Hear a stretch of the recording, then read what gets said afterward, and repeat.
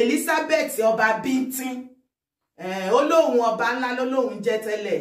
bọ̀ nítorí àsìkò ti tó láti yí orúkọ ẹ̀ padà ó jọba ńlá mọ́ Elizabeth ọba ńlá ibo ló ti rọ ọba ńlá ta ló dash who dash monkey banana Elizabeth ọba bíntín ló ń jẹ́ kí ló ń ṣe ẹ̀yin tèmi ẹ má bínú o ẹ jẹ́ ká ṣeré pa díẹ̀ ẹ jẹ́ ká ṣe fàájì díẹ̀ jẹ́ àṣeré pa ẹ̀yin náà ẹ máa gbọ́ o ìwọ ló soko sórùlé tèmi dára Elizabeth ọba bíntín ìwọ ló jókòó sórùlé tèmi dára ó dẹ̀ ti di dandan kó gbóhùn onílé ẹ pé mi ò ráyè àti máa èmi ò sí nínú àwọn aláìníṣẹ́ tó máa ṣọ́ọ̀pù káàkiri tá máa wo gbogbo péjì gbogbo kíní yín káàkiri I don't have time ọlọ́run bá ń gbé ní mo ṣe rí fídíò ẹ̀ tó ṣe pé àkíyèsí mi sí èyí ni mo ṣe rí ìwọ kọjá ó kéré sẹ́ni tó máa fún mi lọ́rọ̀ tó ní gbèsè ọ̀rọ̀ kí ló ń ṣí ìyá ẹ̀ ẹ̀yin tèmi ẹ̀yin náà ìgbẹ́ kúkú mọ̀ pé dára yín kò ń dédé bínú àwọn ọmọ àlè ló ń fà nígbà tó ti jòkó sórùlé tèmi dára ó máa gbóhùn onílé díẹ̀ ẹ jẹ́ ká jọgbọ́ díẹ̀. òṣì dára sórí ẹ ò burú dára àbí kí náà korúkọ ẹ ti ń jẹ ṣé orí ẹ ò burú ṣé èkó nǹkan kan kọlu brain yẹn kárí ilé ṣé nǹkan kan kọlu brain yẹn ṣé ìpa rẹ ò yá ṣé epo ti sápò bí wọ́n ti ń wò ẹ́ ṣé orí yí ọwọ́ ẹ̀ sàn anything àbá Olúọmọ má súnmọ́ má ṣiṣẹ́ má dá sọ̀rọ̀ Olúọmọ má fi Olúọmọ pa owó rárá má sọ̀rọ̀ MC Olúọmọ tó bá fẹ́ kí ayé ẹ bàjẹ́ sórí social media òṣìdára tó bá fẹ́ kí ayé ẹ bàjẹ́ sórí social media má dá sọ̀rọ̀ Olúọmọ MC Olúọmọ má dẹ̀ sọ nǹkan tójú ẹ̀ ò tó èèyàn lè rí nǹkan kó treat ẹ̀ lórí social media I agree accepted for not pé o wá fẹ́ máa make jest bí ìgbà tó jẹ́ pé kíní yẹn rí má máa fún àwọn èèyàn ní fake information mọ́ àwa mọ̀ pé o like MC Olúọmọ mo dẹ̀ mọ̀ pé o hate ẹ̀ àwa ò dẹ̀ kó ẹ jẹ́ ṣùgbọ́n tó bá wá fẹ́ MC Olúọmọ tí mi ò bá báyé Sunday Igboho jẹ́ lórí ìkànnì tá ìkó lọ́ máa lè ní mí tí mi ò bá gbé ayé Sunday Igboho wá sí bí kó lọ́ máa lè tó bá tún wá fún iṣẹ́ Olúọmọ ace dára tó o bá fẹ́ kí Ṣàngó pa ẹ́ kí Ògún payà láyà ẹ tó o bá fẹ́ káyé ẹ rún wéréwéré lórí social media yìí tó o bá fẹ́ kí n gbé gbogbo ìdọ̀tí ẹ síta tó o bá tún wá fún iṣẹ́ MC Olúọmọ mo fi Ọlọ́run búra ó yẹ kó o mọ̀ pé gbàdá ṣiṣẹ́ ẹ̀ tẹ́ pé èèyàn gbójú síta wọn kò gbójú ó mọ̀ pé ẹsẹ̀ ti pé ní ìsìn gbàgbé ẹsẹ̀ pé èmi nìkan èmi àti ẹ̀ wọ́n tó wọn èmi ò ń pè èèyàn jẹ́ mi àti ẹ̀ ti tó tí n bá pè èèyàn jà sórí eléyìí kí n kó pè mí lọ́mọ àlè èmi àti ẹ̀ ti tó láyé ẹ tó bá tún sọ̀rọ̀ MC Olúọmọ tó bá tún ti sọ̀rọ̀ MC Olúọmọ wàláhì ayé ẹ máa rún sórí social media ayé ẹ máa rún gbogbo ọ̀nà tó bá gbà mí àti rún ayé ẹ láti ba ayé ẹ jẹ́ máa bàjẹ́ láyé ẹ má tún dárúkọ MC Olúọmọ mọ́ má wàá make jest of MC Olúọmọ mọ́ má dẹ̀ sọ̀rọ̀ báyìí yí ọwọ́ ẹ sọ̀hún tó bá try ẹ jẹ́ kájọ try ẹ kí n wá tébù ọ̀rọ̀ Sunday Igboho sórí social media táwọn èèyàn bá sọ kò pákó ní kì í ṣe ni àbó ń ṣí èrè ni tọ́wọ́ tiẹ̀ lẹni tó máa sọ̀rọ̀ ẹnu tí yín gbọ̀rọ̀ lórí social media ẹnu tí ẹ gbọ̀rọ̀ kárí ilé ṣòbò yẹ̀yàn fún Yorùbá Nation ẹnu ẹ gbọ̀rọ̀ tí ẹ lè sọ̀rọ̀ wá gbé ọ̀rọ̀ MC Olúọmọ wá sórí social media wá yírun gbọ̀rọ̀ òfòrò ẹ̀ òfẹ́fẹ́ MC Olúọmọ pọ̀ lórí èèyàn kan sọ fún ẹ pé ṣé o fẹ́ make up jest of MC Olúọmọ náà ṣe wà bí àbí kí nìkan tó sọ gan sórí ẹ bù Yeye Dara owó rẹ̀ náà ó ṣe é ní wá lẹ́ẹ̀kan sí ó létí gbọ́ yẹn pé kí ni MC Olúlu eba bẹ́ẹ̀ ni Olúlu ó máa bẹ́rí fún bàbá ẹ̀ ni ó jura wọn lọ of Lagos bẹ́ẹ̀ ni ọkọ everybody ni kò sí ìtókàn yà láyà ẹ̀ wá ọkọ àwọn everybody MC náwó tiẹ̀ fáwọn babies sórí yẹn ni ó dẹ̀ náwó fún everybody MC kówó àwọn èèyàn mọ́ra ni MC ò wá sórí social media wàá jàyàn ló lè bí tọ̀gá yín tẹ́ gbé síwájú tẹ́ fi ń tọrọ báárà tẹ́ fi ń jalè kò ní dáa fún yẹn kò ní dáa fún ẹ Dára ayé ò ní mú yes ó ń ṣí ere ní ó ń ṣí ere ní ó ń ṣí ó rò pé máa sọ̀rọ̀ MC ó rò pé máa èmi ò lè fi ẹlẹ̀ máa dàbò ẹ̀ wáíwáí èmi ò rán ẹ bó ṣe wà yìí mísìsì ní ẹ mísìsì ní mi jẹ́kájọ yẹ́kẹ́mẹ́ àjẹ́jọ tarí ọwọ́ orí ẹ bàjẹ́ àwọn ta ló ń bá wí ta ló fẹ́ máa MC ò fẹ́ fi gbẹ́yìn MC ò fẹ́ fi gbẹ́yìn MC Oluomo gbẹ́yìn kí n fi Sunday Igboho kí n fi kẹ́mi gan kí n lò gẹ́gẹ́ bí Igboho odó ọmọ rí odó kí n fi gbẹ́yìn kò ní dáa fún ẹ ó ń ṣí ere ni. ṣàdúrà fún mi. ó ṣe ń bá àbí kí wọ́n gbé ìpè. anyway ẹ̀yin tèmi kí ló ti ṣẹlẹ̀ àkú ṣẹlẹ̀ náà ni ó ga jù èmi rò pé wọ́n ti parí gbogbo kíni motor park management gbogbo kìíní yẹn NURTW ẹ máa gbọ́ ọmọ ológun àròyìn pé gbogbo ẹ̀ sì ní ìyànjú ni wẹ̀lá ìkó gbàdá rí bẹ́ẹ̀ o ṣàdédé láàrin tó yọ pé kí ló ṣẹlẹ̀ wọn náà ti káńsù kí ni MC jẹ́ yẹn náà Parks and Garages Committee wọn náà ti nullify ẹ̀ void kò wá validate mọ́ lójú pọ̀rí máa pápọ̀ pọ̀rí máa pápọ̀ ẹ̀ ó ń ṣí ẹ̀ MC kí ló ṣẹlẹ̀ kí ló ṣẹlẹ̀ ọ̀lẹ́lẹ̀ kí ló ṣẹlẹ̀ anyway jẹ́ ká sáré olóòrùn kárí ilé. Parks nullifies appointment of MC Oluomo led Parks and Garages Committee reinstate operation of Ritian. The Lagos State Government appointment of a caretaker committee known as Parks and Garages Administrator has been nullified by a National Industrial Court. Justice Maureen Esowe also reinstated the operation of the Road Transport Employers Association of Nigeria, Ritian, in the state. Kí ló ń ṣẹlẹ̀? Ṣé ti gbàgbé ẹ̀yìn èèyàn mi ni? Ó dẹ̀ pé last year ni wàhálà yẹn pọ̀ gan láàrin àwọn gbogbo wọn yẹn o. Nígbà tí wọ́n ní wọ́n yọ MC kúrò ní leader NURTW. Bọ̀ kó má ṣì mí gbọ́ o. Ṣé mo rí pé gbogbo àwọn kinní wọ́n wà ní under local government tẹ́lẹ̀ gbogbo àlàyé kinní yẹn la ṣe ní yẹ̀yẹ̀ nígbà tí gbogbo kinní. Kí ni wọ́n mọ̀ tó ń sọ? Bẹ́ẹ̀nu ẹ rírun sọ̀hún kí ló mọ̀ tó ń sọ? Àwọn ló ń gbé sórí wà fún àbò lórí burúkú lélẹ̀ ṣó ya wèrè ni. Ṣó ya wèrè ni. Ṣọ́rọ̀ ta ọ̀rọ̀ Èkó táwọn àṣọ ṣọ́rọ̀ jẹ ṣé Jámánì làwọn wà ní. Ṣọ́rọ̀ Nàìjíríà kan ẹ̀ ni. Àbí wèrè lélẹ̀. Àwọn ló ń kọ script fún ẹ. tó ń kà lórí pépà orí ẹ burú ni tó o bá sọ̀rọ̀ MC Oluomo tó o bá gbé wèrè wá bí ìbà mo fọlọ́run búra èmi máa yàkà máa ya máa Sunday Igboho tí ò sí tó bá ṣẹlẹ̀ èmi tí mò ń dóye tí mò ń sọ fáwọn èèyàn pé ẹ̀yin èèyàn ẹgbójú ń bẹ̀ wo àgbàdé nation lèmi nation ni mo belong sí gbàgbé wèrè ṣé kò yẹ ṣọ́wọ́n tá a bá jẹ àgbàdo ní kó mú kàtà wá kàtà mi gbẹ́lómi the hospital àwọn òràn anybody iṣẹ́ ṣùgbọ́n màmá jẹ àgbàdo nǹkan kò ní ṣe wá a máa dúró síbẹ̀ ní kékeré gbo kẹ́ ẹ̀ ṣàlàyé kinní kan fún ẹ tó o bá ṣe wèrèwèrè máa ṣe ẹ́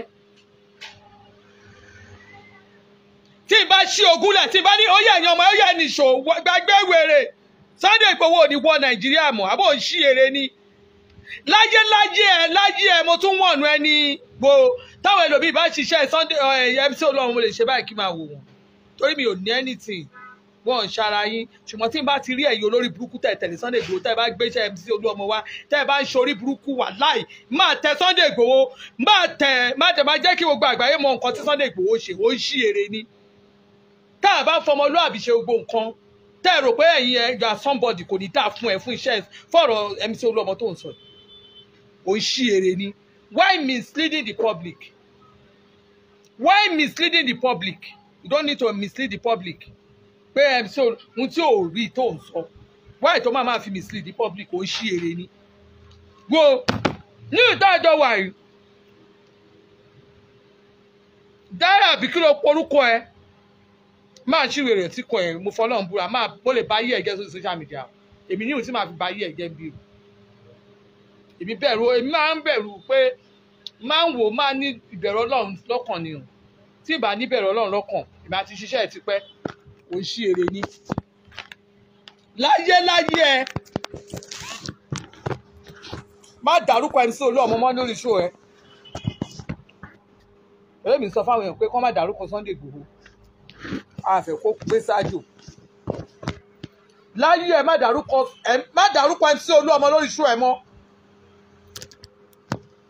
tó o bá pọ́n ilé tó bá wà náà tó fẹ́ bàjẹ́ wà láì má tẹ Sunday Igboho tí ò ní gbó má tẹ ni ó dẹ̀ ní ọmọ ogun tó máa tẹ̀ àwọn ò ní gbogbo information ẹ̀ lọ́wọ́ ni àbó ń ṣí èrè ó mọ̀ wá tẹ́mi sí ní information Sunday Igboho lọ gbogbo ọ̀rọ̀ tẹ́mi ti sọ èwo ni ò come to pass níbẹ̀ ó ń ṣí èrè ni. Local governments used to be under the state government. Ṣùgbọ́n ṣàdédé ni wọ́n tún yí o àwọn alágbára ayé wọ́n yí padà wọ́n wá ní láti sìn lọ o wọ́n gbé local government kò sí ní abẹ́ state government wọn abẹ́ direct federal government ni ó máa wà tó já sí wípé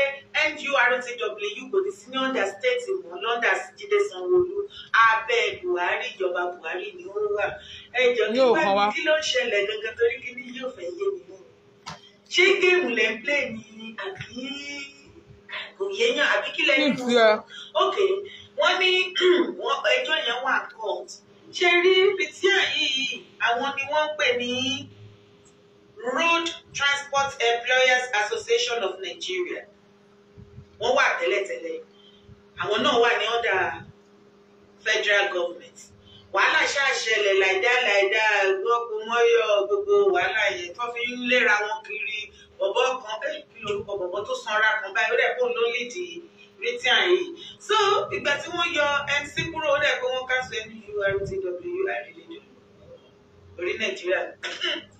bọ̀ lọ́rọ̀ kọ̀ṣà náà bá gbé lákòndéédé gbọ́ pé wọ́n ti yọ MC okay now the next thing ni wọ́n bá ní Jídé Sanwó-Olú ló bá fi MC ṣe leader parks and garages committee. Kí ló ṣe fún ẹ? Kí ló tún wá ṣẹlẹ̀ sí àṣẹ gbogbo kéèsì yẹn gbà tó ṣẹlẹ̀ wọ́n ó wà court tó ń lọ tó ń bọ̀ nísìnyí court ti wá nullify MC parks and garage committee trust wọ́n ti cancel ẹ̀ ó ti wà void kò exist mọ́ null zero okay so wọ́n ní wọ́n ti cancel ẹ̀ wọ́n ti nullify ẹ̀ kò exist mọ́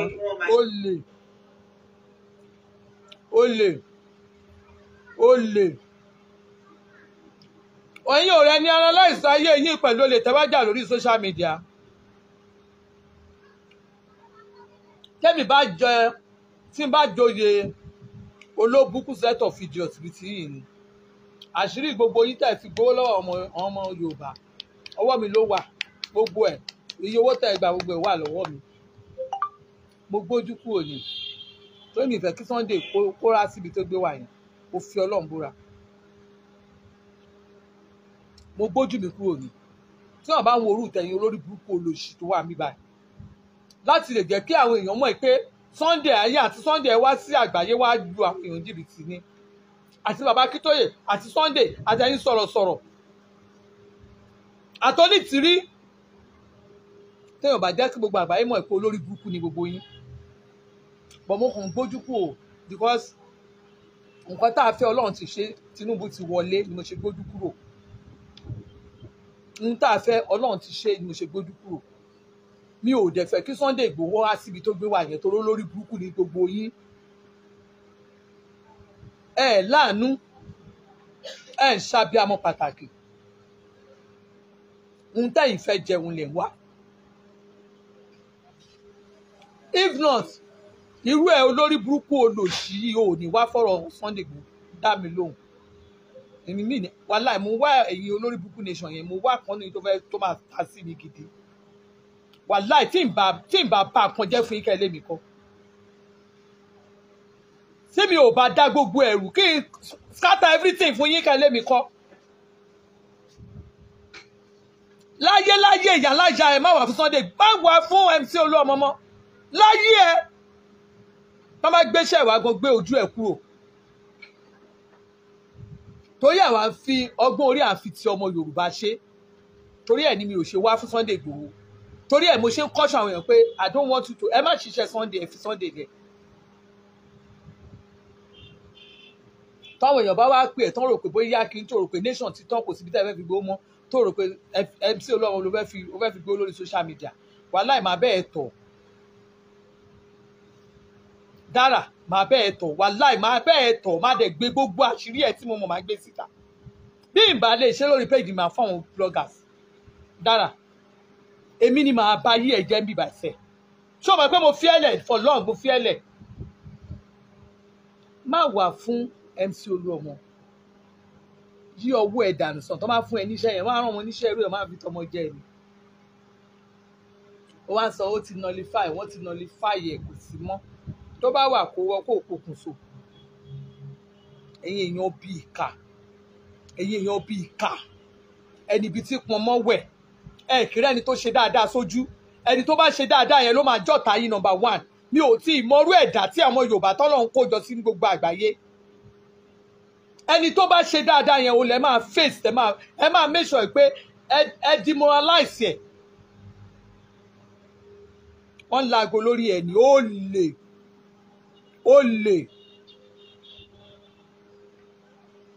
ó lè alọ́ni lọ́wọ́ gbọ́ social media ibi lẹ máa jókòó sí kò dẹ̀ sówó mọ́ ní ìsìtẹ́ ẹ máa pawó owó ò yọ mọ́ iṣẹ́ ọwọ́ ẹ̀ ló máa fi pawó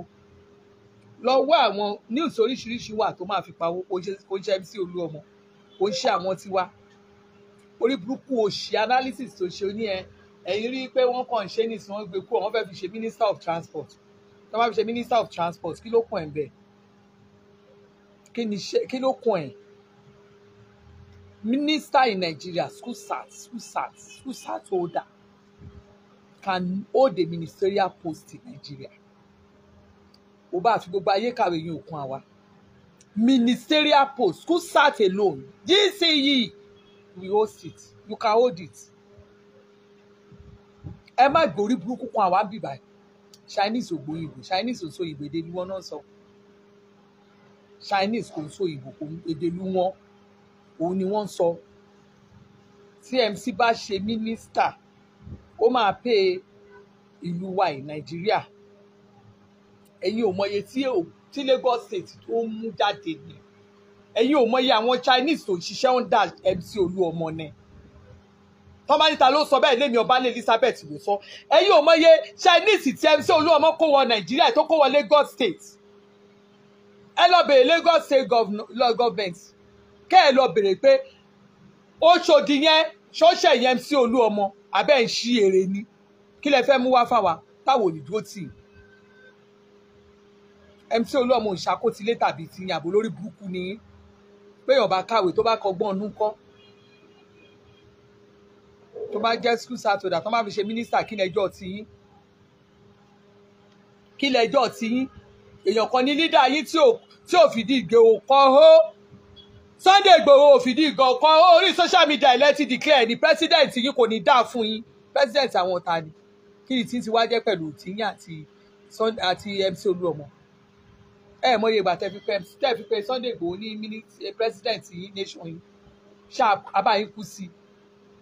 ó ṣe máa kàn tẹni ẹlẹ́ni tó ẹ́ pò lẹ́ máa wá jókòó òṣì tẹ́ máa ràn di òṣì sí wọ́n ṣépè fún yín àbí gí bọ́ọ̀lù yìí kò ní dá fẹ́ni tí ò ní dá fún láàrin abẹ́ ń ṣí èrè ni. Iṣẹ́ wọn lọ so nǹkan tó wá bá fún èmi bẹ́ẹ̀ nínú gbogbo ọ̀rọ̀ yìí ni wọ́n ní state government ìyẹn Governor Jídé Sanwó-Olú of Lagos State kò ní àṣẹ lórí gbogbo àwọn bíbí gbálàrí tí a ní o parks and garage management ni o NURTW ni o wọ́n ní state bíi Governor Jídé Sanwó-Olú kò ní agbára ọkọ̀ àti àṣẹ láti yọ ènìyàn mọ́ bẹ̀ àbí láti fi ènìyàn jẹ àbí láti ṣe everything gbogbo kìíní yẹn ó ti wà lọ́dà federal okay ẹ jọ̀ọ́ ibi tí èmi lọ bí tí question mi lọ gbọ̀ngàn ní ẹ̀yìn. sọ question yẹn tí wọ́n á fi ibi tó rí ẹ ti dàrú tó mọ ìtumọ̀ nǹkan táwọn ènìyàn sọ àwọn kan sọ pé àwọn tí wọ́n tún defend àwọn yẹn wọ́n defend ni wọ́n ní o bọ̀ wọ́n fi kó bá rẹ̀ nínú ṣàṣòṣe tóró rè pé bóyá orí Tinubu fẹ́ di president wọ́n gbé lọ sí òkè torí ẹ̀ láti ní ẹni tí ò bá mọ̀rọ̀ Nàìjíríà má máa dá sí i ń gbọ́ ẹ ó ponú. everything about Nigeria is a game. Kí ló ṣẹlẹ̀ láti ìgbà tí wọ́n ti TMC ti lead lọ ìkíní àti ẹ̀ tí wá gbọ́n sí pé wọ́n gbé lọ sí sí court ọjọ́ yẹn wà court. Ṣebí Bọ́lá Ahmed Tinubu Aṣíwájú òun ló win ló ní president elect May 29 náà dẹ̀ náà fẹ́ ṣe swearing in April àgùnlọ ló ti fẹ́ lọ àwa wọ mẹ́ nígbà tí wọ́n wá ní pé kó yọ MC kúrò bẹ́ẹ̀ Tinubu president elect NURTW under federal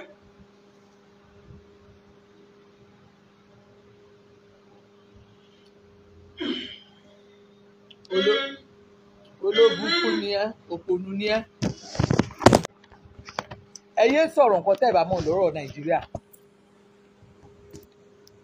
MC Oluomo ó wà lọ́ndà NURTW tẹ́lẹ̀ wọ́n wà federal àwọn yẹn pẹ̀lú rotan àwọn yẹn náà jọ ń ṣe kakọ̀ báyìí náà lọ sí court against MC Oluomo kó jẹ́ kó rí ẹ pé àwọn yẹn náà wà ní federal náà mo wà àwọn yẹn náà claim pé àwọn náà wà federal àwọn ní authority lórí gbogbo states ó mọ nǹkan tó ń ṣe brain ẹ̀ Tinubu olówọlé wọ́n fẹ́ fi MC ṣe minister orí ẹ̀ ti dàrú àtiwọ́ àtàwọn tẹ́ẹ̀jọ́ comment àtẹ̀tẹ̀ẹ̀jọ́ analysis orí yìí ti burú. Number 1 àwọn tibí ló àwọn NURTW náà ń jà ní national àwọn yẹn ní gbogbo throughout Nigeria àwọn rotan àwọn yẹn ní throughout Nigeria àwọn yẹn náà ń ṣe tiwọn lọ́tọ̀. Stéètì Babájídé Sanwó-Olú àwọn àti MC náà jọ wà báyìí stéètì ni wọ́n ń bá federal fà pé kò sí ìtókan federal lórí ọ̀rọ̀ àwọn o kò sí ìtókan national union tí wọ́n sọ onídọ̀tí kò sí ìtókan wọn pẹ̀lú wọn o rotan kò sí ìtókan wọn pẹ̀lú ẹ̀ àwọn róòdù nìyẹn àwọn tó jẹ́ róòdù nìyẹn tó ń ṣe iṣẹ́ up country àwọn tá à ń pè ní up country àwọn tó jẹ́ pé bóyá wọ́n máa kúrò láti Èkó lọ sábẹ́òkúta láti Èkó lọ sí Kánò Èkó lọ sí Àbújá Èkó tó bá ti kúrò lÉkòó òun lọ sí àwọn Ìbàdàn àwọn olúgbòmí àwọn yẹn náà ń pè ní National Union of Road Transport Workers nígbà tí National Road Transport Workers yẹn tó dẹ̀ dá wà jẹ́jẹ́ tẹ́lẹ̀ wọ́n jábọ̀ fún ìjọba kan àpò ara wọn ni wọ́n ń pa owó sí wọ́n ń tún ọ̀nà ṣe wọ́n ń ṣe nǹkan kan gbogbo state Nàìjíríà generally gbogbo state díẹ̀díẹ̀ ni wọ́n ń gba róòdù yẹn náà ń gba garages yẹn lọ́wọ́ àwọn tí wọ́n pera wọn ní róòdù olóbùkún ara ẹ̀ ó rí analysis Ìbàdàn ṣé kò sí lọ́yọ̀ state ni ṣé kò sí parker managers ní Ọ̀yọ́ state ni ó rẹni tó wà parker managers Ọ̀yọ́ state ẹ̀ tí ìrìṣẹ́ ẹ̀ kọ̀ọ̀kan rí ẹ̀ rí ọ̀rọ̀ ẹ̀ analyse MC Oluomo lẹ́ máa hàn yín mọ́ ní gbogbo ìgbà ṣé orí ẹ̀ ò burú ẹni tó bá fẹ́ jèrè gbogbo nǹkan tó fa yí ẹ̀ ṣe ẹ fi arákùnrin yẹn sílẹ̀ ẹ fi MC Oluomo lọ́rùn sílẹ̀ ṣé o rí pé analysis yẹn ó kó báyìí because nǹkan tó ń sọ rubbish ló sọ kò bọ́rọ̀ state kò bọ́rọ̀ national rárá kò bọ́rọ̀ federal rárá MC Oluomo state ló wà jẹ́jẹ́ state ló wà jẹ́jẹ́ Lagos state ló wà jẹ́jẹ́ Lagos state dẹ̀ ní àṣẹ lórí state yẹ ẹni tó bá wùn ló máa yàn sí park and garages tí ó bá jẹ́ tòótọ́ lẹ́yìn gaf nation tẹ́ ń gaf pé kí ìlú kí kálukú kó máa control resources yẹ èmi ò rí nǹkan tó yẹ kẹ́ ẹ sọ̀rọ̀ against MC Oluomo tí ò bá jẹ́ páyé ẹ fẹ́ ta Lagos State ló ń gbowó ẹ̀ ó ṣe mú iyọ̀ wọ́n bá bí ẹ̀rẹ̀ sọ̀rọ̀ ìyẹ̀rú ogun ẹ̀ analyse ọ̀rọ̀ ìyẹ̀rú ogun ẹ̀yin ò ṣe analyse ọ̀rọ̀ máàlì tó wà ní Ọ̀yọ́ State ẹ̀ analyse ọ̀rọ̀ ẹ̀ ẹni tó yẹ di pátá manager Ọ̀yọ́ State yìí ẹ bá kí ló kọ máa yẹn mo ti gbàgbé orúkọ ẹ̀ bàbá tó máa ń fi ìbọn síbi báyìí kí ló kọ àbá yẹn wọ́n máa ń pè deputy Ògùn deputy Ọ̀yọ́ ni wọ́n ń pè auxiliary ayọ̀ king mi ní white òdìṣorí burúkú owó ṣe analyse ayé auxiliary lórí bíbí tàwa tí wọ́n bá nílò àwọn ìyá alájà yín tí wọ́n bá wálé àwọn ìyá ẹ̀ tí analyse ọ̀rọ̀ auxiliary lọ sọ̀rọ̀ kó o lọ tó wọ́n bá ti bí ẹkú wọ́n lọ sọ̀rọ̀ ìyẹ̀rù lógún ẹ wá sórí ayé ìyọ̀rí lógún ẹ lọ sọ̀rọ̀ ẹ̀ táyé yóò bá ní rún wẹ́wẹ́ ó ń ṣí èrè ni.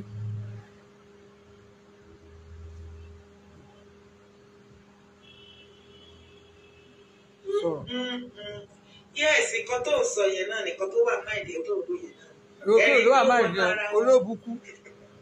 olókòrò tó bóyá. Ṣé ẹ̀yin náà fún? Ṣé mi náà fún? Ta ni wọ́n fún? Ara wọn. Ara yín lẹ̀ fún. Anyway, lára kan wọ́n ṣàná ti yọ MC pé òun kọ́ ni kò líìdì kí má lọ ṣe. Bẹ́ẹ̀ni ẹ̀ fọ́n MC ló wà bẹ̀. Òun ló sì líìdì Lagos State Park and Garages tó bá máa kú kó kú gbogbo ọ̀tún náà níṣẹ́ bá máa kú kẹ́ kú. Láti ijọ́ tí ọ̀gá yín Sunday Igboho tó ti ń ṣe gbogbo bálọ̀bàlà tó ń ṣe káàkiri ẹni kó dárúkọ auxiliary rí ẹni ó dárúkọ auxiliary kó sọ̀rọ̀ ẹ̀ ẹni kó dárúkọ auxiliary.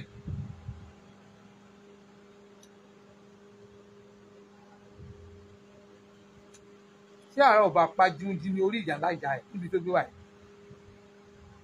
kí ló dé tí ò ń sọ̀rọ̀ àwọn auxiliary tí wọ́n jọ àlọ́yọ̀ state ni kí ló dé ò ń sọ̀rọ̀ wọn ó yẹ kó sọ̀rọ̀ wọn tí Sunday Igboho bá tó ọmọ kan ẹ̀yin ọmọ ẹ̀yìn ẹ̀ ó yẹ sọ̀rọ̀ wọn auxiliary yẹn ó yẹ gbé ọ̀rọ̀ wọn síta tí wọn bá ní wọlé ìṣù Sunday balẹ̀ ẹ lọ́ọ́ máa lè ní sọ̀rọ̀ wọn tó bá bí ìyá ẹ̀ rí ẹ̀sìn rẹ̀ MC lẹ ṣe fífi ta káàtì orí social media ẹ kàlà gidi àtúnsọ̀rọ̀ ẹ máa rí changes abẹ́ ń ṣí èrè ni.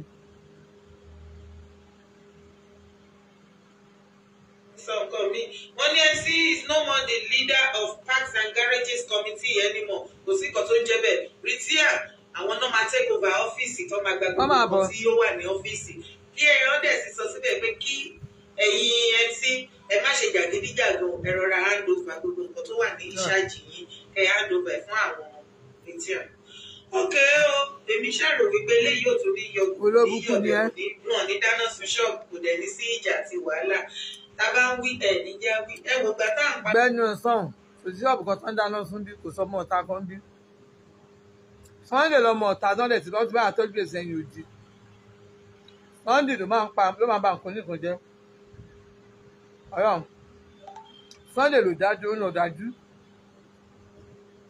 Sunday ni òkàn kò yẹ pé torí nǹkan tóun fẹ́ gbà yẹn tìlù dànù jọ Sunday ti wà lẹ́yìn odi ní ibi tí dákẹ́ àbò lórí burúkú lélẹ̀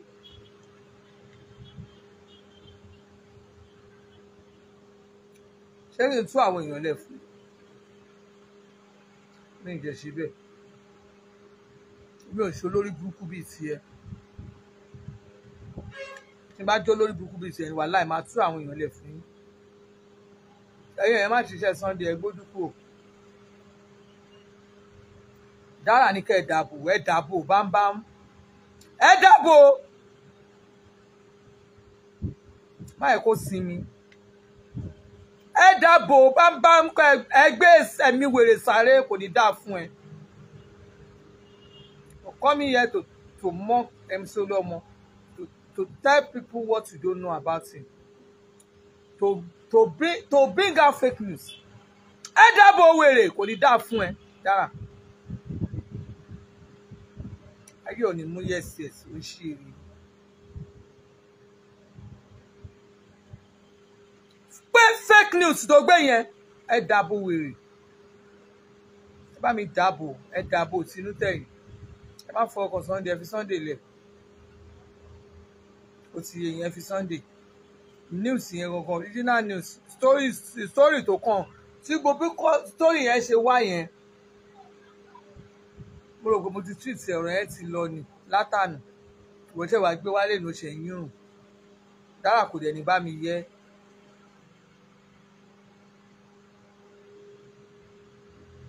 Dara kò ní bá mi yẹ.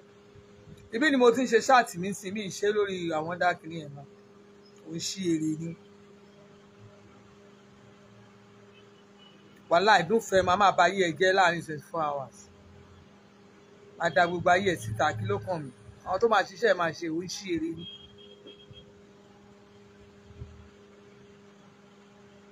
Association la máa ń ṣe o.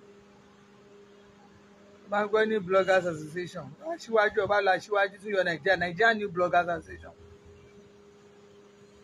Àwọn ò ní gbà kẹ́ bàálù ìjẹ́ gbogbo ẹni fake news. A máa gbá ìyá yín kò ní dá fún ẹ ó ń ṣí èrè ni. Don't bring out fake news here. Àmọ́ àwọn show kan àwọn nǹkan kan tó yẹ pé àwọn agbọ́n máa rí lórí social media máa gbójú kúrò because sáà ní fẹ́ láàrin máa mú tó àkọ́ máa gbójú kúrò ni. Ó dàbí pé òun wá ọrùn ọlọ́run ní òun fẹ́ṣù. Ṣé kò yẹ olóòfẹ́ṣù làwa máa fún ẹ léṣù. Láyé ẹ má wà fọ́rọ̀ MC Oluomo wọn láyé ẹ. Ká tó fún ẹ wọ́n ní wàláhì ẹ bá mi dàbò.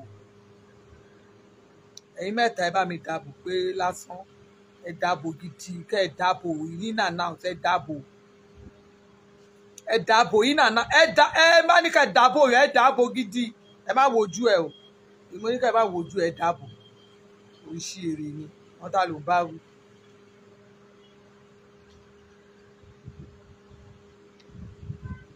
Tí àwọn ẹwògbà tí àwọn transport workers tí wọ́n bọ́ síta àwọn bus drivers yẹn tí wọ́n protest tí wọ́n ṣoríṣiríṣi ẹ̀yin náà ẹ̀ dá sí wọn ara ni wọ́n ẹ̀ fara ni wọ́n tíkẹ́ẹ̀tì tẹ̀ já ti pọ̀ jù ó ti pọ̀ jù nígbà tẹ́ bá ń jẹ́ tíkẹ́ẹ̀tì iye owó yẹn ní daily owó burúkú lẹ̀ rí nídìí kìíní yẹn o MC Abalájọ owó pọ̀ gan o ọwọ́ fi tí oníwọ̀ bá ti yàn jẹ ìdájọ́ èèyàn ti Ọlọ́run ló pé lọ́lọ́run ó ṣèdájọ́ Ọlọ́run ni ó ṣèdájọ́ ìdájọ́ oníkálukú wa ọwọ́ Ọlọ́run ló wà ọ́flẹ́lẹ́ kí ló ń ṣẹlẹ̀ bá. Nígbà tí wọ́n ń já mo proof ẹ̀ síta bí MC Oluomo ṣe wà yẹn ó tún máa ń bá àwọn tó wà ní gáràjì sí jà kiri á tún máa bá wọn jà kiri. Ṣé tó bá fi hàn sí àyàn kan wà ní eré àbí kan ṣé òun ló fẹ́ kọ́ bá gbogbo ẹbí rẹ̀ gbogbo local government ló ń ṣiṣẹ́ ọwọ́ wọn. MC Oluomo alákan là ń pè ní ayédáadé wọn olótún mú ìrọ̀rùn àti ìdẹ̀ra dé gbogbo àwọn garages káàkiri tí wọ́n máa bá wọn fà pé tẹ́ ẹ̀ bá ti ṣe nǹkan kan tẹ́ ẹ bá ti ṣe nǹkan kan ẹ̀ ní ṣiṣẹ́ ń bẹ̀ yẹn ẹ̀yin kò ní ṣiṣẹ́ ń bẹ̀ yẹn. ní tí wọ́n lọ fi MC Oluomo rí náà àwọn tó ń bá sọ̀rọ̀ yẹn mo fi Ọlọ́run lọ́gbẹ́ báìbù mi wá tí ń bá parọ́ Ọlọ́run mú mi kí Ọlọ́run kó mú mi lọ́gbẹ́ báìbù wà báìbù máa fi hàn àwọn tí MC ń bá sọ̀rọ̀ yẹn wọ́n wà ní sáìdì èmi náà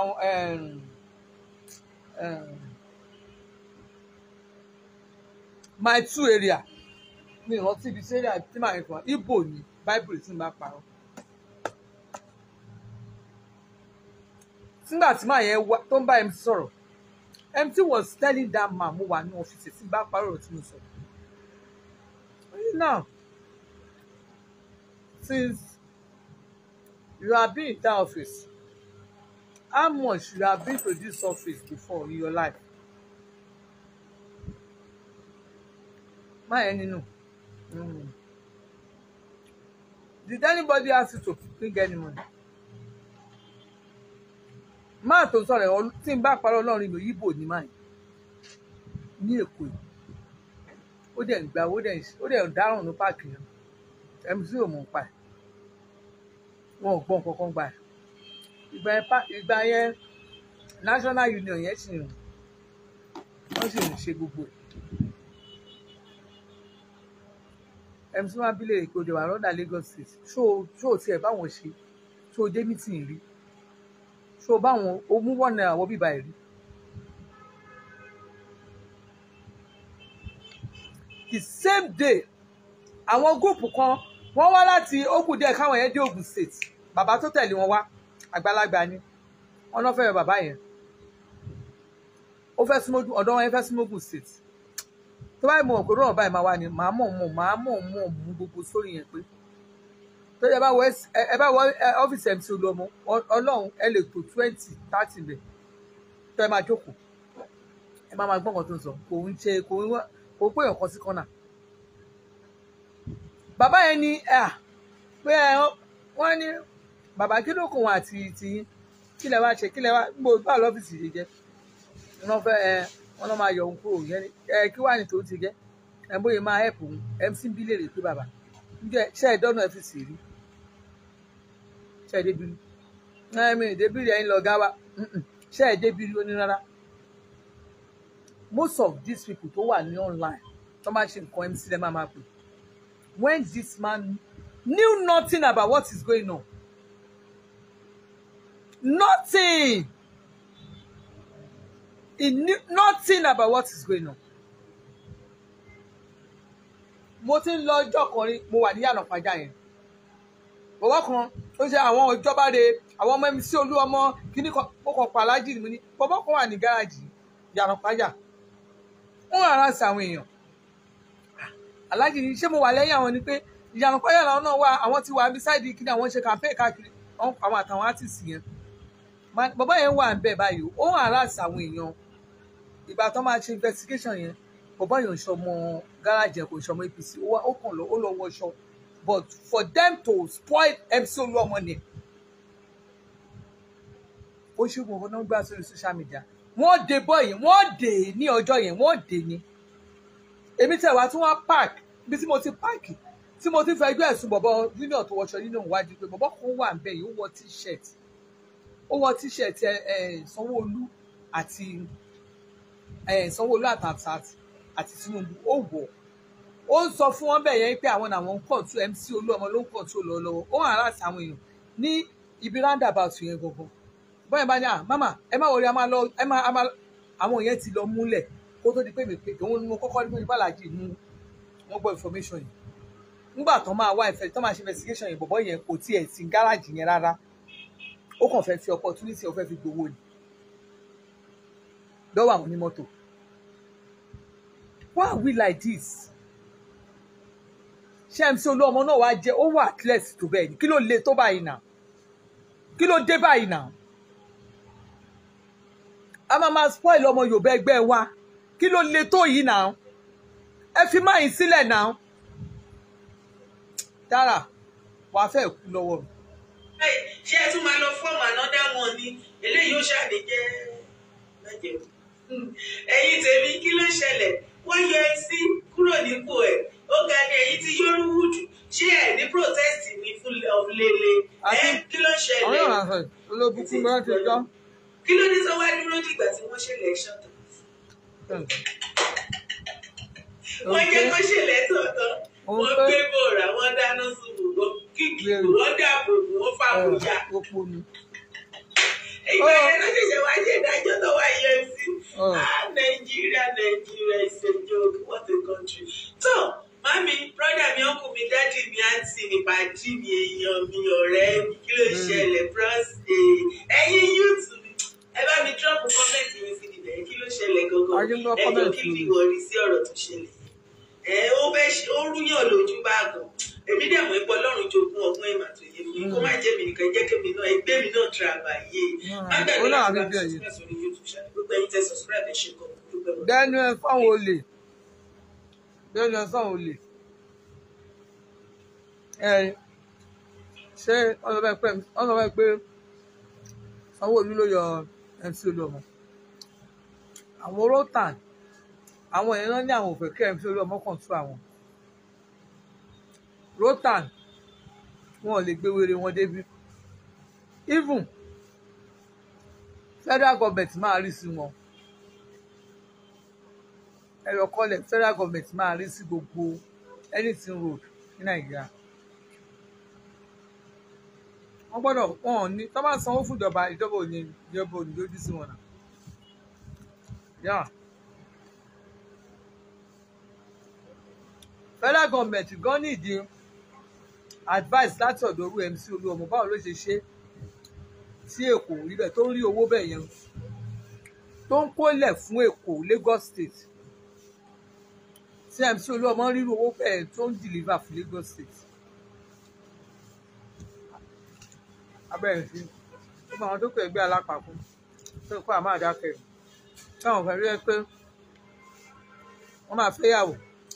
fẹ́ yàwó kùn sáké wọ́n á fẹ́ mẹ́sòkò wọ́n fẹ́ yàwó kiri ni obìnrin náà fi national union invest fún wọn fi invest fún àwọn èèyàn káàkiri àwọn èèyàn ò benefit lára wọn ìyàwó náà fẹ́ kiri rẹ̀. MC ó kówó fún ìjọba ó tún ṣàánú àwọn èèyàn kò fẹ́ mẹyẹ tó sú ẹ kò fẹ́ mọnú ilé ibi tó ti wá ó máa ṣàánú ẹ kò ń fojú commonize rí àwọn èèyàn bẹ́ẹ̀ yẹn tó fún wa èèyàn mélòó nígbà tí pariwo Sunday Igboho mélòó Sunday Igboho gbé dìde ló bukú kókó Yorùbá Nation ẹgbẹ́ àwọn èèyàn Sunday Igboho gbé dìde ẹgbẹ́ síta kárí wọn ẹgbàgbé àwọn tó ń jẹun nílé Sunday Igboho àmọ́ àwọn tó ń jẹun nílé tèmi náà ẹ má sọ àwọn tó ń jẹun nílé èèyàn lójúmọ́ ẹni bá ń jẹun nílé èèyàn ó níṣẹ́ tó ń ṣe fún èèyàn ni. ẹni tí àbá Olúọmọ má súnmọ́. ọba bíi Elizabeth ọba bíi ti gbẹnu òṣì ìsọ òǹjàká ló tẹnu ajá ẹbọ mi kí ló ń ṣe Elizabeth ọba bíi ti ṣẹ́mi ló ń ṣépè fún kí ló máa ń ṣe ẹ́ náà àtijọ́ tó ti bẹ̀rẹ̀ ṣó tó ti ń ṣe ṣó tipẹ́tipẹ́ ọmọye ọdún yẹn títí dìsìn o upgrade ayé ẹ̀ ò ń bá kówọ́dù sí ni kò sí changes nínú ayé Elizabeth Ọbabíntín o grow the same ojú kan tó jókòó sí yẹn ibẹ̀ ló wà and irú ìwọ wàá believe pé ọ̀rọ̀ dá lẹ́nu ẹ̀ bó ṣe máa ń halẹ̀ mọ́ àwọn tó lè halẹ̀ mọ́ tó máa ló kó àwọn ọmọ kan jọ àwọn ọmọ àdúgbò tí à ń jẹ because mi rí ìyá alálùbáríkà tó máa mú ọmọ ẹ̀ tá jẹ́ kí wọ́n ṣa ọmọ tí òun kó máa fi ṣorí burúkú lórí social media ẹ máa wo ẹni arúgbó tí kékeré yẹ tó pèrè Elizabeth Ọbabíntín yìí o èmi ló ń ṣépè fún kí ni mo ṣe fún ẹ tọ́pìkì ìwọ sọ wípé kémi má sọ̀rọ̀ nípa MC mo fọ́ o Elizabeth Ọbabíntín ìwọ náà wà pèrè ní ìkan ẹ̀yin èèyàn ẹgbà míì ọ̀flélé olúùlú MC kí ló ń ṣẹlẹ̀ gangan ṣé orí àwọn wèrè tí ó ń gbò iná ní kán má sọ̀rọ̀ sí ẹ̀ wọ́n fẹ́ bá ayé ẹ̀jẹ̀ kọjá bí kẹ́fù ni o ọlọ́run ìwọ náà dẹ̀ mọ̀ ọlọ́run máa gbọ́ ó mọ̀ ẹ́ pariwo ẹ̀ náà pa káàkiri ẹni tí ó mọ̀ pa ẹ̀ ò mọ̀ pa ẹ̀ wọ́n á dárúkọ ẹ̀ because ibi tó yà sí lọ́dọ̀ àwọn Yorùbá tó torí bọ̀ ibi tó ti ń jẹgba yẹn nìyẹn àwọn náà kó ẹ sí tàbí ọmọ ọjọ́ mẹ́jọ. That is the mistake you made. Ìwọ̀nba ló yẹ kó ṣe ìyẹn kọ́ ti ẹni tèmi. Jọ ṣé àwọn olóòórùn bíi irú ọba aláìtọ́ wá kóra wọn wá báyìí. Àtẹnu ni wọ́n Elizabeth Ọbabíntín. Ẹjọ́ ta ló dáṣì mọ́ńkì Elizabeth Ọbabíntín ní banana. Níwọ ló fẹ́ gbà ló fi ẹ̀gbá bẹ́ mi sọ̀rọ̀. Kémi má dárúkọ MC kémi má sọ̀rọ̀ lọ MC kò dẹ̀ ní yẹ ìyá ẹ̀. Ẹ máa wẹ ní arúgbó tí kékeré yẹ yìí náà èmi ló fẹ́ sọ̀rọ̀ sí mo rògo láyé mi mo fọ́ o age mate ní idiot olóòórùn yìí o tó dàbí mọ́mì mi yìí tó ti mú gbogbo kírìmù ilé ayé tó fi bójú ó bójú gbogbo ẹ̀ bàjẹ́ ayé ẹ̀ bàjẹ́ ọ̀run ẹ̀ bàjẹ́ níwọ Elizabeth Ọbabíntín ìwọ fẹ́ wá fi mí pa lórí social media ní ìwọ Elizabeth olè fraudster scammer ìwọ tó jẹ́ wípé olè ní ẹ bàbá ńlá bàráwò bá sá ní ìwọ Elizabeth a máa wá ṣe nǹkan o ó máa wá ga o alankiti Elizabeth ọba bíntín ní ìwọ tó jẹ́ wípé olè ní ẹ ẹlẹ́ran mẹ́ran ládùúgbò tó bá kọjá lọ ni torí o máa jí ẹran gbé wọ́n ní bó ṣe ń jí ẹran gbé ló ń jí ẹdìyẹ gbé olè ní ẹ mò ń bọ̀ máa sọ̀rọ̀ lọ. ẹni tí àbá Olúọmọ má súnmọ́ má ṣiṣẹ́ má dá sọ̀rọ̀ Olúọmọ má fi Olúọmọ pawó rárá. ayé ò dẹ̀ ní dá ẹni tí Olúọmọ jọ mo bí ẹni who is Olúọmọ ta ló ń jẹ́ Olúọmọ mi ìmọ̀rúkọ ẹ̀ hello excuse me ẹjọ́ ta ni ó ń jẹ́ Olúọmọ who is MC ẹ bá mi pariwo ẹ̀ síta ṣé o rò wípé gbogbo èèyàn ló máa jó lè ọ̀lẹ àbíkó òkú lábẹ́ anyway Elizabeth ọba bíntín ìgbà táyé ẹ ti jóná kọjá àbíkẹ́fù gbogbo ẹlẹ́dàá kọ́ ni wọ́n yàn jẹ nílé ayé ṣé o rántí àtijọ́ tó ti lu jìbìtì tí wà tọkọ ẹ tẹ́ bẹ̀rẹ̀ ó lè ṣe bí òjálé onílé fi bó tiẹ̀ mọ́lẹ̀ ní wà tọkọ ẹ yes ó lè lẹ máa ń jà fraudster nìyí scammer nìyí ìwọ ẹgbẹ́ mi ò gbogbo èèyàn bóyá ẹ wà wí ẹ èmi á bá yín ṣàlàyé ẹ dáadáa Elizabeth ọba bíntín ìwọ ó lè ẹni jalè lẹ́ẹ̀kan tó wá dàrán borí aṣọ lè lọ dàbora olórí burúkú wá káṣọ wèrè akógóòdù pàǹdà sọ́run á lóun ṣe wèrè àwọn èèyàn máa wò láwòsùn kó wo rẹ̀ bẹ́ẹ̀ ní pé òun jẹ́ kankan ẹ máa wo lóòrùn yìí náà some years back nípa story kí sọ kékeré nípa story Elizabeth ọba bíntín fún yín some years back nígbà yẹn lóhun tó ìrírí owó gbà jìbìtì ó ti pẹ́ tó ti lu jìbìtì yẹn ó ti pẹ́ tó ti máa scam àwọn èèyàn wọn àtọkọ ẹ̀ tó ti máa ń gbáyàn á lóhun lọ Canada òun lè gba visa òun lè ṣe gbá òun lọ ṣàwo tó bá dé Canada tó bá ti lu jìbìtì ní Nàìjíríà tó gbowó onírú owó oníyòwó aláta àsálò sílùú onílùú ní Canada àforípamọ́ síbẹ̀ a máa wíwó tó wò tó ń bẹ nígbà tí Ọlọ́run máa wá bà ti ayé Elizabeth ọba bíntín jẹ́ tó fi wá di wèrè alátẹnujẹ olè frustrated element òjẹ́ ń lòrò jẹ́ lé gúgú ni o ìgbà tí Buhari ló sọ̀rọ̀ ẹ̀dádé Buhari bó ṣe gbogbogbò bí ajá náà nìyẹn ìgbà ilé náà bá ẹni orí ọba lọ níbi tó bá ti rówó ní ẹni ìwé ẹ̀bẹ̀lẹ̀ fèsì ni pẹ̀lú gbogbo owó tó ń jẹ náà tó ń sákiri aṣẹ́wó politician kò sẹ́ni tó recognize ẹ owó recognition títí lọ́dọ̀ Dàpọ̀ Abíọ́dún wọn ò fún ẹ ó bubububu ó tún pẹ́ ìgbà tán fi nǹkan kékeré kan tán fi tán ẹlẹ́nu wò ṣe bó tún ya wèrè tó tún gbé Dàpọ̀ Abíọ́dún ló lè ṣe ibi tí ayé ẹ bàjẹ́ sí nìyẹn níwèé ẹ̀bẹ̀lẹ̀ fèsì ni èmi àti ẹ ò sí ní level rárá kò lè yí ẹ bí mo ṣe ń sọ lọ fún ẹ̀yin èèyàn mi Elizabeth ọba bíntín ló bá rédì gbogbo orí ló bá lóun máa gba visa fún wọn bóyá ìbẹ̀rẹ̀ sí ní gbowó onírú owó oníyọ̀ ní gbogbo wọn rọ́ kẹ̀kẹ̀kẹ̀kẹ̀kẹ̀kẹ̀kẹ̀ ló bá kó gbogbo owó visa ló bá kó gbogbo ẹ̀ papọ̀ ló bá lọ fi ra ọjà ló bá fi ra ọjà ló bá kó sínú kọ̀ńténà bó ti máa ń ṣe tẹ́lẹ̀tẹ́lẹ̀ nìyẹn ṣùgbọ́n ní àsìkò yìí ìbínú Ọlọ́run sọ̀kalẹ̀ sórí Elizabeth ọba bíntín bí ayé ẹ̀ ṣe wá bàjẹ́ tó wá dẹni tó ń ta pàǹdà àti wòsíwòsí nínú ṣọ́ọ̀bù ẹ̀ ó ní mo sọ sítórí ayé ẹ̀ fún ẹni tó fẹ́ máa sọ̀rọ̀ sí mi o àmà wá ṣe nǹkan o ló bá mú gbogbo owó ló bá lọ fi ra ọjà ló bá gbé sínú kọ̀ńténà òun fẹ́ mú ó gbowó owó olówó visa kò ṣe fún wọn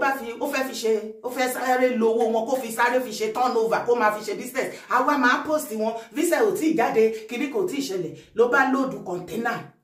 bám oríṣiríṣi oúnjẹ ló bá kó síbẹ̀ àìgbà yẹn kò jẹ́ ká sí mi ìwà gbọ́ òun lọ China òun ṣe kinní kan àti ẹ̀wà gbúrò China ó tẹ́rú tó ń lọ sí China mọ́ báyìí sin Ọlọ́run ti lẹ́gi mọ́ ẹ ó tẹ́rú tó dé Canada ọdún wo ló ti dé Canada lásìsí ayé ẹ̀ ti jóná kọjá rìbí rẹ́rẹ́bù bí mo ti ń ṣàlàyé lọ́jà rẹ̀ yín èèyàn mi Elizabeth olóorun aláyérún gégé ọmọ àlè tí ò bá jẹ́ pé nǹkan tó yẹ kéèyàn máa mójú kúrò ṣó yẹ kán tún réyàn tó máa súnmọ́ wọ̀ ẹni bí ahun náà ní ráhùn tẹ́ bá ti rí sákù Elizabeth ọba bíntín ẹ ti mọ̀ pé irú kankan jọ ní gbogbo wọn aláyérún jẹ́gẹ́ ni wọ́n ló bá mú gbogbo owó visa onífísà ló bá kó gbogbo ẹjọ́ ló bá fi lóòdù kọ̀ńténà ló bá fi lóòdù oúnjẹ nígbà tọ́lọ́run àtẹlẹ́dà àwọn ẹni tó scam tẹ́lẹ̀dà wọn máa bẹ̀rẹ̀ sí níbi tí ìbínú Ọlọ́run sọ̀kalẹ̀ sí orí Elizabeth ọba bíntín wàláì wọn ò gbé kọ̀ńténà wá sí Canada wọn kọ́kọ́ gbé lọ China aláyé máa jẹ náà bá gbé kọ̀ńténà lọ sí China láláyé bàjẹ́ ló bá fẹ́ fúnfò ló fẹ́ fúnfò ló ń wúbọ̀ lórí owó olówó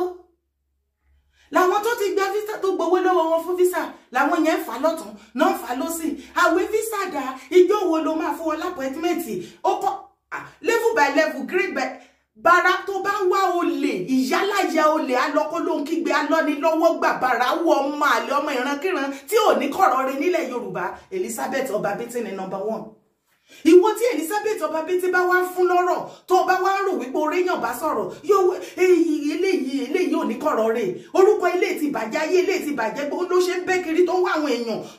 tó máa súnmọ́ tá lè fi orúkọ ìyẹn tá lè máa fi rìpíẹ̀ orúkọ ẹ̀ kò sí bòdè súnmọ́ MC jù bẹ́ẹ̀ lọ wàláì kò sí ìyípadà nù ayé ẹ̀ MC tí gbogbo yín máa pariwo bí olórí burúkú MC mi rí ìyá ẹ̀ rí mi ìdẹ̀sẹ̀ pé mo fẹ́ rí ẹ ṣùgbọ́n nínú ilé mi lábẹ́ òrùlé mi àwọn ọmọ ẹ méjì ọ̀tọ̀ọ̀tọ̀ ni wọ́n ti wọnú ilé ìwá kìí ṣe pé bíyá mo fi ń ṣèrègùn or anything tí wọ́n jata tí wọ́n jẹpo tó jẹ yọmí kò ní mínì I love them. kọ́rí burúkú lọ Elizabeth ìwọ tọrọ òye tó mọ nǹkan kan èmi kọjá èèyàn tó lè máa fi wojú rere lọ́dọ̀ anybody. MC gan mọ bó ṣe ń lọ kí ló ń ṣe ewèrè wo lójọ́ bí mo ṣe ń ṣàlàyé fún yín lọ ẹ máa wo Elizabeth ọba bíntín yìí o ló bá mú gbogbo owó ni wọ́n bá gbé kọ̀ǹténà lọ sí China ẹlẹ́dàá àwọn tó ti gba visa tó gbowó lọ́wọ́ wọn ó bá gbógun tì ìbínú Ọlọ́run bá sọ̀kalẹ̀ lé lórí nígbà tó máa fẹ́ fúfo tó ṣe gbogbo ẹ̀ náà bá ṣẹ̀ tún gbé kọ̀ǹténà wọ́n tún gbé lọ bò wọ́n ṣà ń gbé kiri gbé kígbà tó máa rí kọ̀ǹténà gbà gbogbo ọkọ tó fi owó olówó fi ra ọjà síbẹ̀ tó fẹ́ wátà tó fẹ́ máa fọ́nu tó fẹ́ máa ṣe fatafata lórí social media ní gbogbo ẹ̀ bá bàjẹ́ síbẹ̀ láyé Elizabeth bá run àtọdún yẹn láyé ẹ̀ ti jóná o rabaraba ẹ̀ ó sì wà lọ́rùn òun àtọkọ ẹ̀ bó ṣe wà yìí kò tí ì rójútu ayé ẹ̀ òun lẹ́ṣẹ̀ rí rabaraba ẹ̀ ló ń bá kiri tó dẹni tó ń ta pàǹdà tẹ́rí tó ń ta wòsíwòsí nínú ṣọ́ọ̀bù tá kó àwọn ọmọjọ tá lóun ṣẹ̀sìn tá lóun ṣe ṣó mo ń bọ̀ mí tí ìdí. má sọ̀rọ̀ MC Oluomo tó bá fẹ́ kí ayé ẹ bàjẹ́ sórí social media. Ò dẹ̀ ní yé ìyá láyà ayé ìyá ò dẹ̀ ní dáa òfò ló dẹ̀ máa ṣe bó ṣe wà yẹn ó dẹ̀ ní ṣàkànrè jẹ́ nínú ayé ẹ máa wo lórí burúkú ọmọ àlè yìí náà àbó ti ṣí èrè ó ti kú rí ní kí ló máa pa ìyá láyà kí ló máa pa ìyá ẹ lẹ́ẹ̀mejì are you mad or something are you mad or something ọmọ ti kéré gan ni o you dey crazy o you dey mad ni àbò mad ni níta ni ìwọ wà láìkẹ́ lọ tó 1 billion ẹ̀yin ẹ fẹ́ halẹ̀ mọ́ta ni tí Ṣàngó yín bá paraba tó bá fàrókò ya lórí social media bí ti gílà tèmi dára kan ikú ló máa pàyà ẹlẹ́ẹ̀méje ó ní ṣàǹkanrẹ jẹ àbó ẹ máa wo lóòrùn yìí ẹ máa wo ẹni arúgbó ti kékeré yẹ yìí náà age mate lèmi àti idiot yọ ẹ gbàgbé filter madness tó ń lò tí ìwà tèmi bá dúró lẹ́gbẹ̀ẹ́ ara wa wọ́n máa kúnlẹ̀ wọ́n máa rò pé wọ́n ló bí mi níbi táyé ẹ̀ bàjẹ́ dé you need to see this fucking dirty stinking idiot nígbà tó ṣe bẹ̀rẹ̀ show bó ṣe rí bí arúgbó ìyá 80 ìyá 90 ó wá lọ bẹ̀rẹ̀ sí ní po kẹ́míkà mọ́ kẹ́míkà sórí burúkú mọ́ mórí burúkú ó bá yí ara ẹ̀ jẹ́ débi wípé ojú ẹ̀ bàjẹ́ kò ṣe é prepare mọ́ ìgbà tó pé títí olóhun ta cream ó kẹni tó máa ra cream lọ́wọ́ wèrè ọmọ àlè èmi ló fẹ́ máa fi wojú rere lọ́dọ̀ MC ó dẹ̀ máa wá jẹ gbàgàn o okay ṣé ẹ̀yin group olóòrùn tẹ́kọ́ra yín jọ gbogbo yín tẹ́kọ́ra yín lọ sọ́dọ̀ MC tẹ́pẹ́ra yín ní ọmọ kí lẹ́pẹ́ra yín gan-an Aṣíwájú blogger ní ìmọ̀ ya yín rí látòkè désàlẹ̀ gbogbo ẹ̀yin tí ọ̀rọ̀ yé tí ẹ mọ̀rọ̀ ń wò tẹjọ́ mọ́ ọkọ Yorùbá tí ọ̀rọ̀ yé nínú àti níta ẹ wo sákù gbogbo wọn látòkè désàlẹ̀ ẹ bá mi bèrè èwo gan ló jọra wọn nínú gbogbo wọn èmi ò ní kí gbogbo yín má bọ́ síta wà lẹ́yìn o egungun tèmi máa fi lé ní o tẹ́ ẹ bá fún ìyá mi jẹ wà lẹ́yìn ẹ̀ ní ṣàkànrèdè ẹ fún mi jẹ back to back, left right center. MC tẹ́lẹ̀ fẹ́ yẹn gangan gbogbo yín tẹ́ bá ti wá fún mi jẹ MC gangan ni mo máa fún jẹ. Ọlọ́run bá gbọ́ sí tí. MC mi ti kọ irin sí ẹ létí, mi ti kọrin mo ṣe ń kùn sí ẹ létí tẹ́lẹ̀ ni. Màá wá gbélù, màá wá kọ orin yẹn gangan, màá sit down top your matter. Màá tutukutu nínú ayé ẹ wá ló fẹ́ bẹ́ẹ̀. Kí ló ń ṣe yín? Èmi ni ìwọ Elizabeth Ọba Bíntín ló ń bá sọ̀rọ̀. Ṣé de wá rí nǹkan tí ó ń sọ pé mi ń kà tí mo fi sọ̀rọ̀? Ṣé mo bú MC bẹ́ẹ̀ ni? Ṣé mo bú MC? Òun fúnra lára ẹ̀ treat topic yẹn tó sọ wípé no ẹ̀kọ́ ń kọ̀kọ́ kúkọ ni kò sẹ́ni tó lè yọ MC bẹ́ẹ̀ o. Kí ló dé tó ṣe bá ara ìjà wípé ìwọ náà dá sí?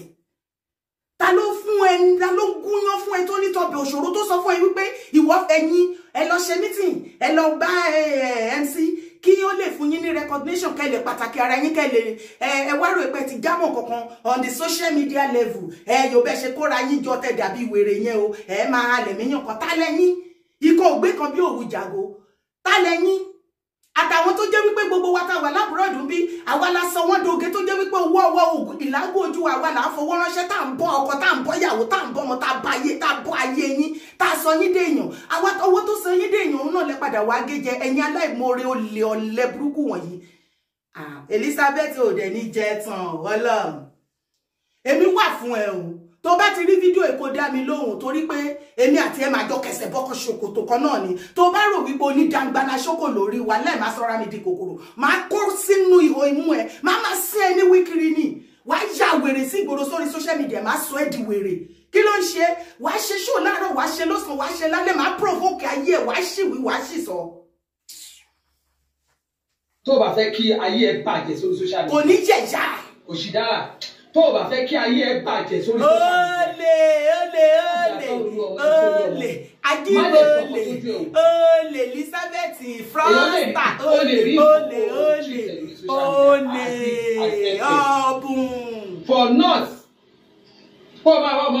wá fẹ́ máa make jest bí ìgbà tó jẹ́ pé kí ní yẹn rí máa fún àwọn èèyàn ní fake information mọ́ àwọn ọmọ ìpè ò láìkẹ́. Olórí burúkú ni ẹ má máa fún àwọn èèyàn ní fake information social media Nigeria media ló fún ẹ ní fake information àbí ojú inú ẹ anyway mi rò pé wèrè yìí kàwé gan ni torí tó bá yẹ kó kàwé ni wàá mọ̀ wípé orí social media ló wà lọ sí orí Punch wàá rí bẹ́ẹ̀ Vanguard wàá rí bẹ́ẹ̀ kò sí gbogbo social media Nigeria tí ò gbé kéèsì tí mo sọ yìí ìgbà tí mo dẹ̀ ṣe fídíò yẹn ẹ̀yin tẹ́ ń gbọ́ mi tẹ́ ń wò mí lórí ọ̀rọ̀ MC ẹ rí wípé mo kà jáde ni lórí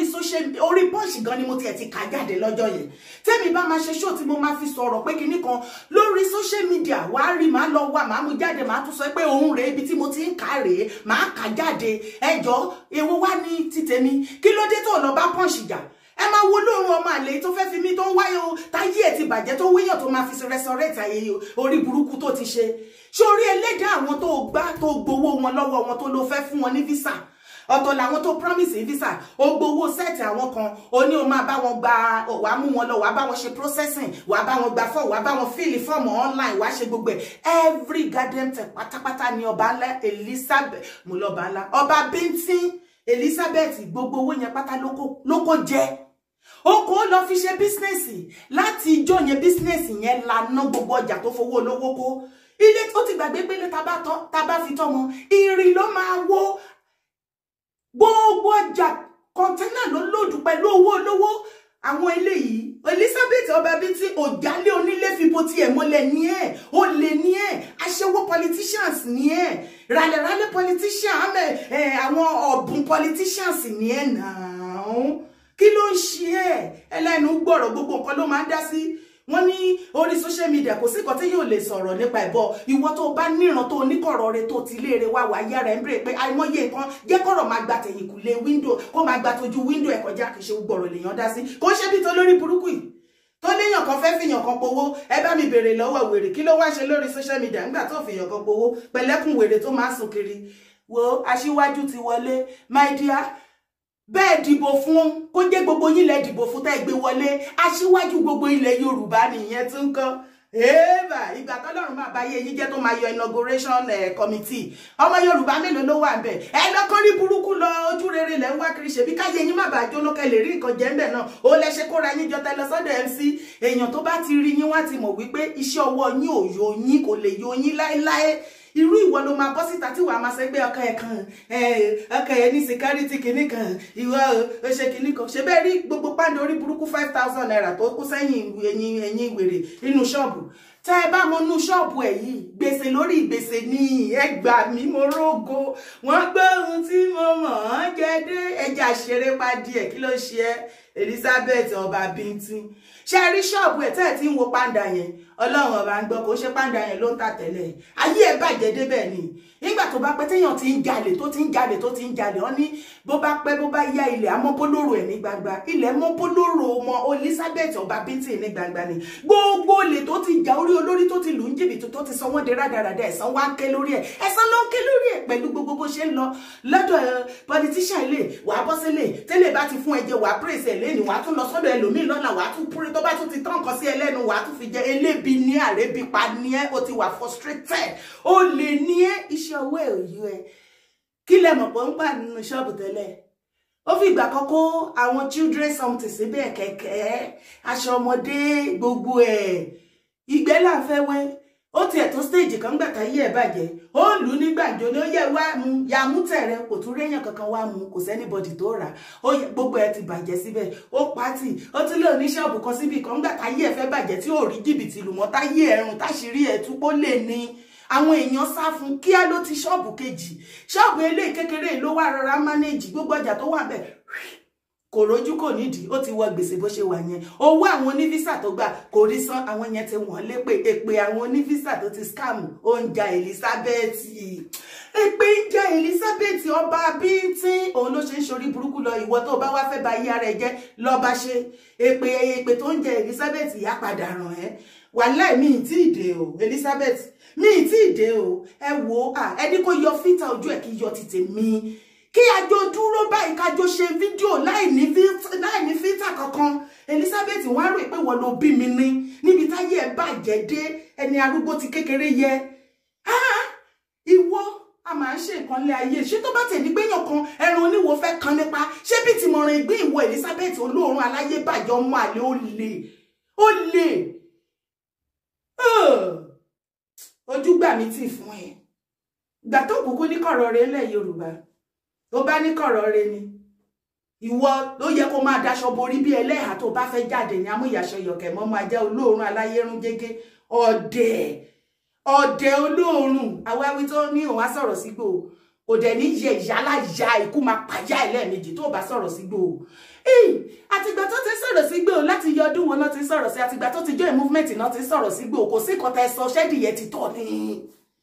ẹ sọ fún ẹ tẹ̀ máa wá gbọ́ ẹ tún gbọ́ ọ̀kọ̀ọ̀kan ó rẹ̀ pé ní Ìgbòho nílé Ìgbòho lè wọ Nàìjíríà mọ́ ṣọmọ ẹ pé dáàdi àti mọ́mí ẹ ló Nàìjíríà lẹ́ni tó jẹ́ pé tó bá máa dé Nàìjíríà tí jó ti fún tìlù ti fọ́n ló fi máa wọlé ọba àlú kan ni ẹ̀rọ ògùn ẹ̀ṣẹ̀ ẹ fẹ́ bínú orí títí ká lọ́ fi fìlà dédìí kò ṣeé ṣe ẹgbẹ́ jẹ́ forí ká yé sórí burúkú kiri ẹni Ọlọ́run dá ó ti dá tán ẹyẹ farawé ẹ máa jẹ gba ní ẹ fi sílẹ̀ ó wọ Nàìjíríà kò wọ Nàìjíríà ọ̀ọ́bì ẹ̀yin ni ká ẹ máa sunkún ẹ̀ ìwọ náà tún ti dára ajá ẹ̀ báyìí sí torí anybody lórí social media yálà ó búgbò ó ní o àbò sọ̀rọ̀ ó praise ẹ̀ ní one way or the other tó bá ti dárúkọ Ìgbòho lẹ́nu as a blogger as a speaker ìwọ náà ti gbógbó fún Ìgbòho nìyẹn ogún owó burúkú ni Ìgbòho ọ̀rẹ́ ọmọ alágbàdo dé bábí òṣà I love you scatter kò ní kó má sọ̀rọ̀ sóhun sọ̀rọ̀ sí sórí ọ̀rọ̀ èmi àti MC ọ̀rọ̀ tí ò lè yé ẹ̀yin ni ìkan tí ò yé yín kó má dá sí ni kí ló kàn yá láyé ẹ̀bẹ̀ ṣó fẹ́ gbọ́ ọmọ ilẹ̀ Yorùbá jọ ní gbogbo wa wọ́n jọ forí wa sọlẹ̀ sílẹ̀ Yorùbá ní ẹni tó bá wù mí tí mo bá rí nǹkan lórí social media ni mo máa sọ wọn ò tí ì bí pọn rí pọn gba ìyá ìyàlà babaláku bá ẹ láti wá wọ̀n èmi èèyàn tẹ́mi máa sọ̀rọ̀ sí tálẹ́yìn ikú ló máa pa gbogbo yín round ẹ bring it on èmi kò fẹ́ ṣeré pa wàláì mò ń bọ̀ mi tí ì dé Elizabeth ọba bíntín mò ń bọ̀ mi tí ì dé mo fẹ́ kí wọ́n bá mi ṣí èso ìdí ọ̀dọ̀ ẹ kó bọ́ síta kó wá fún mi ní èsìn tó bá fún mi lésì kémi náà fún ẹ padà jẹ́ ká jọ ṣeré pa jẹ́ ká jọ gbéra wa sáré díẹ̀ náà. Are you mad or something? Ẹ máa wo lóòrùn olè yìí. Olè, Ajímọ̀lè, olè, frosta, olè, visa sama,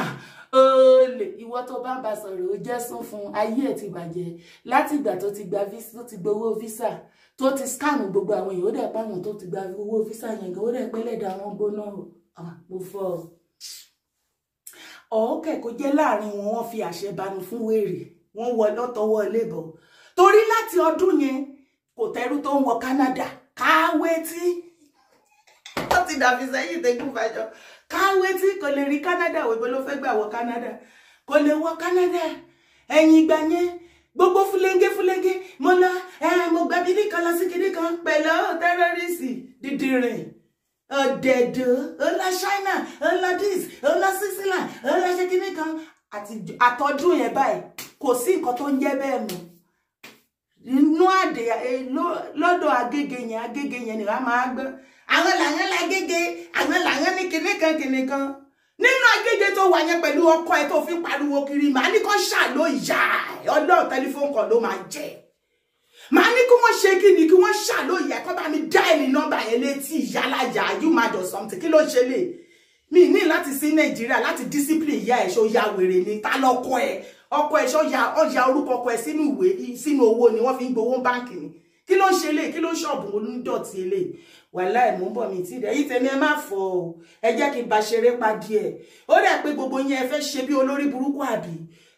mo ní tí Ṣàngó yín bá paraba tó bá fàrókò yá kì í ṣe bí ti gíńlá tèmi dára òfò ló dẹ̀ máa ṣe òdẹ ní ṣàkànrè jẹ gẹ́yì kèrèkèrè gan olóòrùn ní gẹ́yì o ọmọ àlè burúkú yìí tó máa lọ gbọ́n fítà tá yìí pín sójú kan lè rí ẹ pé ìwọ náà sọ̀rọ̀ èmi dára mo fọ́ òye mo rógo mo gbé ọba bíntín ok kò sí wàhálà ẹ̀yin tèmi kò sí wàhálà mò ń bọ̀ mí tí ìdè ẹ̀yin ẹ má kàánà o ẹ má wọ̀rí o ẹ̀ẹ̀kọ̀ọ̀kan ó yẹ ká máa dá wọn lóhùn ẹ̀ẹ̀kọ̀ọ̀kan wọn á rò téèyàn ò bá dá irú àwọn olóòórùn kọ̀ọ̀kan yìí lóhùn wọn á rò pé ọ̀rọ̀ ló wà lẹ́nu wọn bẹ́ẹ̀ náà ní nǹkan idiot kan pariwo pé anybody tó bá tẹ̀lé Ìgbò tó bá tún dín pínpín ìyá gbogbo yín ní ṣàkànrè jẹ ẹ̀yin ń dà ẹ̀yin olóòórùn elébi àrèbípa frustrated element ta ni o mọ̀ wípé gbogbo yín ọgbọ́n àtijẹ lẹ̀ ń wá kiri àtijẹ náà ni ọ̀jẹ̀ ń lòrò kan jẹ́ ń lé gúngún ẹ ti sọ ọmọlúàbí nù ẹ̀ lọ́mọlúàbí lára àtijọ́ tó tẹ́ pariwo Adébùhárí kí ló ti ẹ̀ dúró ná ọba bíntín ṣe bó lọ́mọ Buhari ni ẹ́ Buhari ló lè ṣe gbogbo gbèsè tó jẹ tó bá yí ẹ̀jẹ̀ tó wá dẹni tó ń ta pàǹdà 5,000 naira yìí sì tó fẹ́ kú sórí social media tó ń lo agogo wèrè kiri tí ṣọ́ọ̀bù ti di kòròfo mọ́ ẹ lọ́wọ́ tó jẹ́ pé kí ní ìpàdà tó kàn hang sẹ́yìn ẹnìkan yẹn olóko ẹ̀kú kí ló dé tí Buhari tó ń pariwo tó ń sunkún ẹ̀ láti 2015 kí ló dé tí ò help situation ni Àbíkẹ́ elékìíkì ó tún ti kúrò lórí ó ti kúrò lórí Buhari ó tún ti bọ́ sórí Aṣíwájú kó sì lọ àní kò lè yé yín láyé ìgbà tó jẹ́ pé ìdílé fi ń ronú Aṣíwájú gbogbo ilẹ̀ Yorùbá ni yẹ́sìkẹ̀ Ọlọ́run ọba ń gbọ́ tó bá wùwà á sọ̀rọ̀ sí wọn tó bá tún wùwà àtúnpẹ́ẹ̀tì wọn ó jẹ́ bí bàbá ẹ̀ ṣé ó jẹ́ bí bàbá ẹ̀ àbójọ́kọ títí ẹ̀ àwáwí tó lè mí pé kárí ilé ó dùn gan nìyẹn o ọmọ ó dùn gan nìyẹn ó yí bóbó ó ní wọ́n ṣe ń rà ó yẹ kówó lé jẹ́ kémi àti ẹjọ́ pé kárí ilé bí yóò máa rí kọ́sọ́mà idiot ọmọ fọ́kì kúrò lórí bíjọ.